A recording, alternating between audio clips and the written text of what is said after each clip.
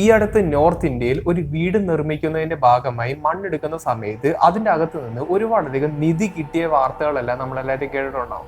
ഇതുപോലെ തന്നെ ഒരു കൂട്ടര് അവർ മണ്ണ് കുഴിക്കുന്ന സമയത്ത് അവർക്ക് കിട്ടിയത് ഒരു പറക്കുന്നിളി തന്നെയാണ്.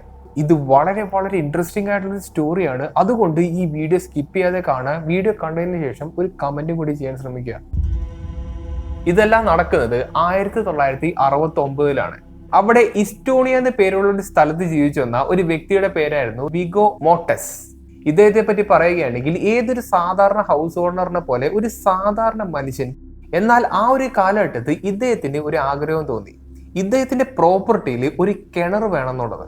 അതിന് കാരണം ചുറ്റിനുമുള്ള വീടുകളിലെല്ലാം ഈ പറയുന്ന പോലെ ഒരു കിണറുണ്ടായിരുന്നു. അതിനുവേണ്ടി വീടിന് പുറകുവശത്ത് പോയി ഒരു മൺവെട്ടിയും കൊണ്ട് കുഴിക്കാൻ തുടങ്ങി. നമ്മുടെ നാട്ടിലുള്ള ആൾക്കാരുടെ ഒരു രീതിയല്ല ഇവർക്കെല്ലാവർക്കും. അതായത് ഇവർക്ക് പലതരത്തിലുള്ള കാര്യങ്ങളും സ്വന്തം ഒറ്റയ്ക്ക് ചെയ്യാനുള്ള ഒരു ആഗ്രഹം ഉണ്ടാവും. അതും ഇവർ ചെയ്യുന്ന വർക്കുകളെല്ലാം ഒരു പക്ഷേ ഒരു പ്രൊഫഷണൽ ചെയ്യുന്ന രീതിയിലായിരിക്കും ഇവർ ചെയ്തെടുക്കുക. അതിന്റെ ഒരു ഉത്തമ ഉദാഹരണമാണ് ഇദ്ദേഹം ഒറ്റയ്ക്കാണ് ആ ഒരു കിണർ കുഴിച്ചിരിക്കുന്നത്. അതും പ്രൊഫഷണൽ ടൂൾസിന്റെ സഹായത്തോടെ വളരെയധികം പ്രിസൈസ് ആയിട്ടുള്ള ഒരു കിണറാണ് ശരിക്കും അദ്ദേഹം കുഴിച്ചിരിക്കുന്നത്. അങ്ങനെ കിണർ കുഴിച്ച് ഒരു 7 മീറ്റർ വരെ എത്തുന്നു. ആ സമയത്ത് ഇദ്ദേഹം ഉപയോഗിച്ചിരുന്ന ആ ഒരു ടൂള് എന്തോ ഒരു ഹാർഡായിട്ടുള്ള സംഭവത്തെ തട്ടുന്ന പോലെ ഇദ്ദേഹത്തിന് തോന്നി. ഈ ഒരു സ്ഥലത്ത് വളരെയധികം കോമൺ ആയിട്ട് കണ്ടുവരുന്ന ഒരു സംഗതിയായിരുന്നു ഗ്രാനൈറ്റ്.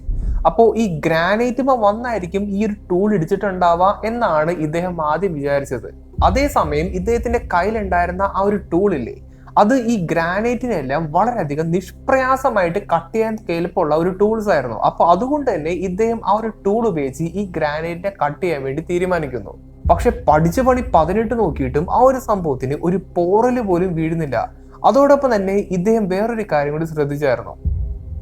ഈ ഒരു സംഭവത്തിന് ഒരു മെറ്റലിന്റെ സൗണ്ട് ആയിരുന്നു കേട്ടുകൊണ്ടിരുന്നത്. ആ കാലഘട്ടത്ത് സോവിയറ്റ് യൂണിയനിൽ ഉണ്ടായിരുന്ന ഹിസ്റ്റോണിയ എന്ന് പറയുന്ന ഒരു സ്ഥലത്ത് വെച്ചിട്ടാണ് ഇതെല്ലാം നടക്കുന്നത്. ഒരുപാട് വർഷങ്ങൾക്ക് മുന്നേ അവിടെ പലതരത്തിലുള്ള കോൺഫ്ലിക്റ്റുകളും യുദ്ധങ്ങളൊക്കെ നടന്നതുകൊണ്ട് തന്നെ യുദ്ധത്തിന് വേണ്ടി ഉപയോഗിച്ചിരിക്കുന്ന എന്തെങ്കിലും ഒരു എക്യുപ്മെന്റിന്റെ ബാക്കി മണ്ണിന്റെ അടിയിൽ പെട്ടതായിരിക്കാം എന്നാണ് ഇദ്ദേഹം ആദ്യം വിചാരിച്ചിരുന്നത്.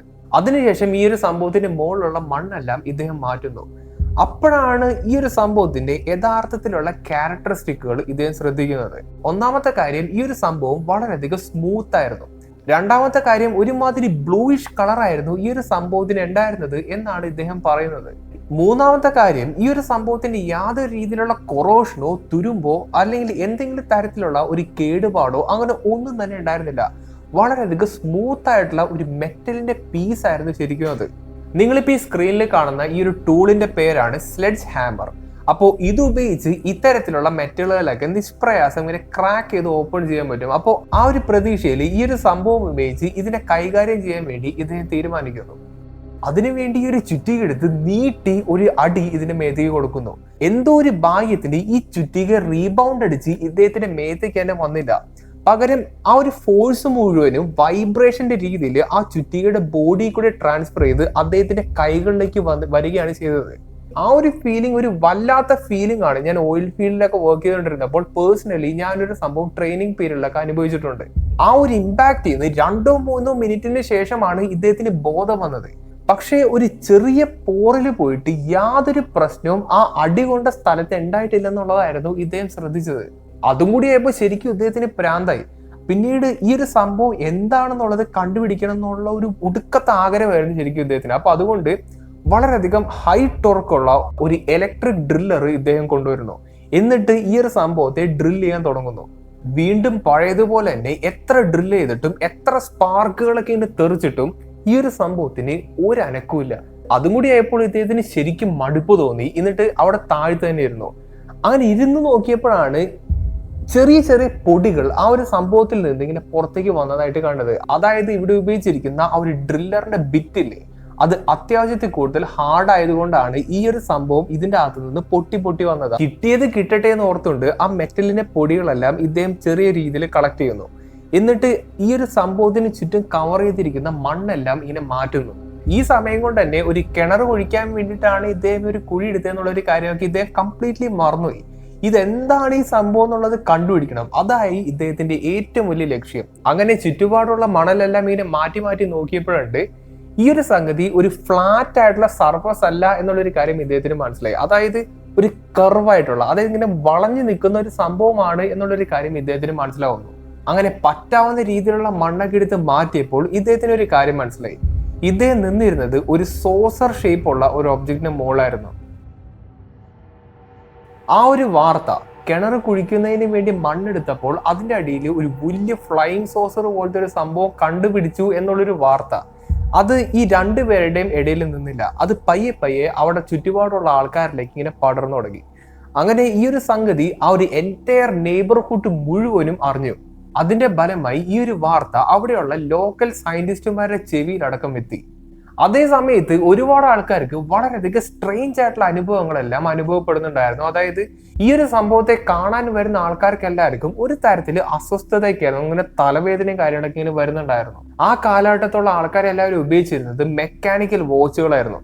ഈ വാച്ചുകളെല്ലാം ഒരു രീതിയിലും കറക്റ്റായിട്ട് വർക്ക് ചെയ്യുന്നുണ്ടായിരുന്നില്ല. അങ്ങനെ പല പല പരിപാടികളായിരുന്നു ഈ ഒരു സംഭവത്തിന് ചുറ്റിപ്പറ്റി നടന്നു പോയത്. ഈ ഒരു സമയം കൊണ്ട് തന്നെ ഇങ്ങനൊരു സംഭവം കണ്ടുപിടിച്ചു എന്നുള്ളൊരു വാർത്ത ഒരുപാട് ദൂരേക്കൊക്കെ അതിന് സ്പ്രെഡായി പോയായിരുന്നു.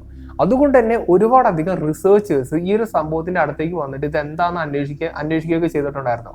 അതിനുവേണ്ടി ഇവർ ഒരുപാടധികം എക്യുപ്മെന്റ്സ് ഒക്കെ കൊണ്ടുപോയിട്ടുണ്ടായിരുന്നു. അതായത് റിസർച്ച് ചെയ്യുന്നതിന് വേണ്ടിയുള്ള ഒരുപാട് എക്യുപ്മെന്റ്സ് കൊണ്ടുപോയിട്ടുണ്ടായിരുന്നു. ഈ എക്യുപ്മെന്റ്സും ഈ വാച്ച് പോലെ തന്നെ മാൽ ഫങ്ഷൻ ചെയ്യാൻ തുടങ്ങി എന്നാണ് ഇവർ പറയുന്നത്. ഇതെന്താണെന്ന് മനസ്സിലാക്കാൻ കഴിയാതെ അവിടെയുള്ള റിസർച്ചേഴ്സും നാട്ടുകാരും എല്ലാവരും കൂടി ഇങ്ങനെ വട്ടം കൂടി ഇന്ന് ആലോചിക്കുമായിരുന്നു. അങ്ങനെ പയ്യെ പയ്യെ ഈ ഒരു സംഭവം സോവിയറ്റ് യൂണിയന്റെ ചെവിയിലെത്തുന്നു. തൊട്ടടുത്ത ദിവസം തന്നെ സോവിയറ്റ് യൂണിയൻ ഇന്റലിജൻസ് ഈ ഒരു സ്ഥലത്തേക്ക് എത്തുന്നു. എന്നിട്ട് ഈ ഒരു സംഭവത്തെ പറ്റി റിസർച്ച് ചെയ്യാൻ തുടങ്ങുന്നു. 1969 എന്ന് പറയുന്നത് ഒരു കോൾഡ് വാർ കാലഘട്ടമാണ്. അതുകൊണ്ട് തന്നെ US ഭാഗത്തു നിന്നുള്ള എന്തെങ്കിലും ഒരു എനിമി അറ്റാക്ക് ആയിരിക്കുമോ എന്നുള്ളൊരു കാൽക്കുലേഷനിലാണ് ഇവർ പെട്ടെന്ന് തന്നെ ഈ ഒരു സ്ഥലത്തേക്ക് എത്തിയത്. പിന്നെ നടന്നത് മൊത്തം സീനായിരുന്നു. ഒരു സാധാരണ നെയ്ബർഹുഡ് ആയിരുന്ന ഒരു സ്ഥലത്ത് പെട്ടെന്ന് ഒരുപാടധികം മിലിറ്ററി വരുന്നു, സയന്റിസ്റ്റുമാർ വരുന്നു, അവിടെ നിന്ന് ഒരുപാട് ആൾക്കാർ വരുന്നു, ഇവിടെ നിന്ന് ഒരുപാട് ആൾക്കാർ വരുന്നു. അദ്ദേഹത്തിന്റെ ആ ഒരു വീടില്ലേ, അത് ഒരു വലിയ ലാബായിട്ട് തന്നെ മാറി എന്ന് പറയാം. അതായത് ഇതിന് ചുറ്റും ഒരുപാടധികം ആൾക്കാർ, ഒരു ഗവൺമെന്റ് തന്നെ അതിന് ചുറ്റും ഉണ്ടായെന്നുള്ള രീതിയിലാണ് ഇപ്പൊ നിൽക്കുന്നത്. ഒരാള് അദ്ദേഹത്തിന്റെ സ്വന്തം വീട്ടിൽ ചുമ്മാ ഒരു കിണർ കുഴിച്ചത് സോവിയറ്റ് യൂണിയന്റെ ചരിത്രത്തിലെ ഏറ്റവും വലിയൊരു ഓപ്പറേഷൻ ആയിട്ട് മാറി എന്നുള്ളതാണ് ഇവിടുത്തെ വാസ്തവം. പിന്നീട് സംഭവിച്ചത് മുഴുവനും ഒരുപാടധികം ശാസ്ത്രീയപരമായിട്ടുള്ള പഠനങ്ങളായിരുന്നു. ഇത്തരത്തിലുള്ള ഒബ്ജക്റ്റുകളെ കണ്ടുകിട്ടുകയാണെങ്കിൽ അവയുടെ സൈസ് കണ്ടുപിടിക്കുന്നതിന് വേണ്ടി റഡാർ സ്കാനൊക്കെ ഉപയോഗിക്കുന്നുണ്ട്. അതിലൂടെ ഈ ഒരു സംഭവത്തിന്റെ വലിപ്പം ഏകദേശം ഒരു 15 മീറ്ററോളം ഉണ്ട് എന്നാണ് ഇവർ കണക്കെടുത്തത്. അതോടൊപ്പം തന്നെ ഇൻഡസ്ട്രിയൽ ലെവലുള്ള ഡയമണ്ട് ടിപ്പുള്ള ബിറ്റുകൾ ഉപയോഗിച്ച് ഈ ഒരു സംഭവത്തെ പെനിട്രേറ്റ് ചെയ്യാൻ നോക്കി. അതായത് ഇങ്ങനെ ഒരു ചെറിയ ഓട്ടകളൊക്കെ ഉണ്ടാക്കാൻ നോക്കി. പക്ഷേ അവർക്ക് എന്നിട്ടും ഒരുപാടധികം ചെറിയ ചെറിയ പൊടികൾ മാത്രമാണ് കളക്ട് ചെയ്യാൻ കഴിഞ്ഞിട്ടുള്ളൂ എന്നുള്ളതാണ് ഏറ്റവും വലിയൊരു കാര്യം. ഈ സാമ്പിൾസ് എല്ലാം ടെസ്റ്റിന് വേണ്ടി അയക്കുകയും അതിന്റെ റിസൾട്ട് സോവിയറ്റ് യൂണിയന്റെ കയ്യിൽ കിട്ടിയപ്പോഴാണ് ശരിക്കും അവരുടെ കിളി പോയത്. അലോയ് എന്ന് പറയുന്ന ഒരു സംഗതി ഉണ്ട്. അതായത് പലതരത്തിലുള്ള മെറ്റലുകളുടെ മിക്സിംഗ് ആണ് ശരിക്കും അലോയ് എന്ന് ഉദ്ദേശിക്കുന്നത്. അയേൺ എന്ന് പറയുന്ന മെറ്റൽ നാച്ചുറലി സോഫ്റ്റ് ആണ്. അതായത് ഒരടിയൊക്കെ അടിച്ചു കഴിഞ്ഞാൽ അതിങ്ങനെ ചളങ്ങി പോകും. എന്നാൽ അതിൻ്റെ അകത്തേക്ക് കാർബൺ എന്ന് പറയുന്ന ഒരു സംഗതി ഡോപ്പ് ചെയ്ത് കഴിഞ്ഞാൽ ആ ഒരു സംഭവം വളരെയധികം ഹാർഡാവും. ഇങ്ങനെ ചെയ്യുമ്പോൾ ഇവിടെ അയേൺ അലോയ് ആയിട്ട് മാറുന്നു. അതുപോലെ തന്നെ മനുഷ്യനിർമ്മിതമായിട്ടുള്ളതും നാച്ചുറലുമായിട്ടുള്ള ഒരുപാടധികം അലോയുകൾ ശരിക്കും ഉണ്ട്. പക്ഷേ ഈ ലാബ് റിപ്പോർട്ടിലൂടെ കിട്ടിയിരിക്കുന്ന ഒരു അലോയുടെ മിശ്രിതമായിക്കോട്ടെ, ഈ ഭൂമിയിൽ നാച്ചുറൽ ഉണ്ടായി വരുന്ന അലോയുമായിട്ടോ മനുഷ്യനിർമ്മിതമായിട്ടുള്ള അലോയുമായിട്ടോ യാതൊരു ബന്ധവുമില്ല. ലാബ് റിപ്പോർട്ടുകൾ പറയുന്നത് ഇത് ഒരു ടൈറ്റേനിയത്തിന്റെയും അയേണിന്റെയും നിക്കലിന്റെയും ക്രോമിയത്തിന്റെയും ഒരുമാതിരി അലോയ് ആണെന്നാണ്. പിന്നെ വേറൊരു കാര്യം എന്താ വെച്ചാൽ ഈ ഒരു പെർട്ടിക്കുലർ അലോയ് അത് ഉണ്ടാക്കണമെങ്കിൽ 0 ഗ്രാവിറ്റി കണ്ടീഷൻസ് വേണം എന്നുള്ളൊരു കാര്യം കൂടി ഇവർ പറയുന്നുണ്ട്. വേറൊന്നല്ല, ഈ ഒരു പെർട്ടിക്കുലർ സാധനം ഭൂമിയിൽ വെച്ച് മാനുഫാക്ചർ ചെയ്യാൻ പറ്റില്ല. അതോടൊപ്പം ഈ ഒരു സംഭവത്തിന്റെ അടുത്തേക്ക് വരുമ്പോൾ നമ്മുടെ കയ്യിൽ കിടക്കുന്ന വാച്ച് വർക്ക് ചെയ്യുന്നില്ല, ഈ പറയുന്ന എക്യുപ്മെന്റ്സ് ഒക്കെ ഇങ്ങനെ ഡാമേജ് ആവുന്നു. അതിന്റെ കാരണം എന്താണെന്നുള്ളതായിരുന്നു അടുത്ത ഇൻവെസ്റ്റിഗേഷൻ. അതിനുവേണ്ടി ഈ ഒരു സംഭവത്തിന്റെ മാഗ്നറ്റിക് പ്രോപ്പർട്ടീസ് എല്ലാം വളരെയധികം വിദഗ്ധമായിട്ട് പഠിക്കുന്നു. അതിൽ നിന്ന് ഒരുമാതിരി ഇമ്പോസിബിൾ ആയിട്ടുള്ള മാഗ്നറ്റിക് ഓറിയന്റേഷൻ ആണ് ഈ ഒരു സംഭവത്തിനുള്ളത് എന്നുള്ളൊരു കാര്യമാണ് ഇവരെല്ലാവരും പറയുന്നത്. ഇത്രയധികം സയന്റിഫിക് ഡാറ്റയും ഇൻഫോർമേഷനും എല്ലാം ഇവർക്ക് കിട്ടിയപ്പോൾ ഇവർക്കൊരു കാര്യത്തിൽ ചെറിയൊരു സംശയമൊക്കെ തോന്നി തുടങ്ങി. ഇയാൾ കിണർ കുഴിച്ചെടുത്തത് ഒരു പറക്കുനളിയാണോ എന്നുള്ളതായിരുന്നു അത്.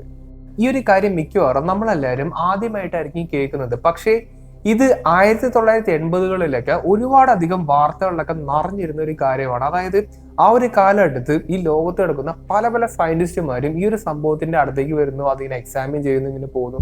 അങ്ങനെ പല പല വാർത്തകളായിരുന്നു ശരിക്കും ആ ഒരു കാലഘട്ടത്തൊക്കെ ഉണ്ടായിരുന്നത്. ഈ ഒരു സംഭവത്തെ ആയിരക്കണക്കിന് ഡിഗ്രി സെൽഷ്യസിൽ ചൂടാക്കിയാൽ പോലും അത് ഉരുകില്ല എന്നുള്ളൊരു കാര്യമായിരുന്നു ശരിക്കും അത്.